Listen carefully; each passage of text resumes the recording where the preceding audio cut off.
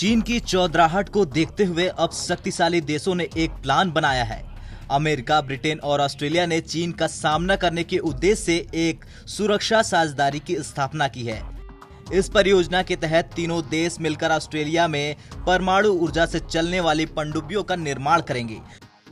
इस पार्टनरशिप के बाद चीन काफी भड़क गया, आग बबूला हो गया और दे दिया अपना जहरीला बयान।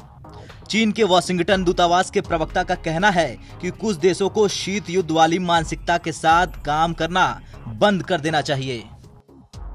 अमेरिकी राष्ट्रपति जो बाइडेन, ऑस्ट्रेलियाई पीएम स्कॉट मॉरिसन और ब्रिटिश प्रधानमंत्री बोरिस जॉनसन ने एक वीडियो कॉन्फ्रेंस के सहारे संयुक्त रूप से इसकी घोषणा की। इस प्रोजेक्ट का नाम है AUKUS। मॉरिसन ने इस दौरान कहा कि तीनों देशों की टीमें आने वाले 1.5 साल में एक संयुक्त योजना तैयार करेंगी।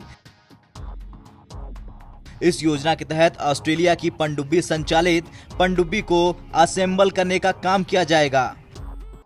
ऑस्ट्रेलिया दुनिया का 7वां ऐसा देश होगा जिसके पास परमाणु रिएक्टरों द्वारा संचालित पनडुब्बियां होंगी। ऑस्ट्रेलिया, ब्रिटेन और अमेरिका इस प्रोजेक्ट के आलोचकों ने चिंता जताते हुए कहा कि इस समझौते के बाद परमाणु अप्रसार संधि यानी NPT के लूप होल का फायदा उठाने की कोशिश कुछ देश कर सकते हैं।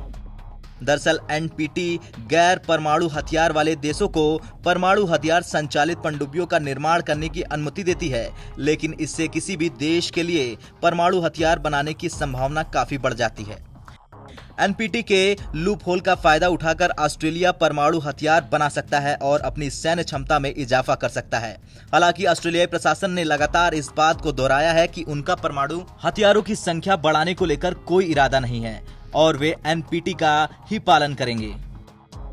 हालांकि कुछ रिपोर्ट्स के अनुसार ऑस्ट्रेलियाई सरकार का अमेरिका और ब्रिटेन के साथ मिलकर ये कदम भी परमाणु हथियारों के प्रसार को बढ़ावा देने का काम कर सकता है।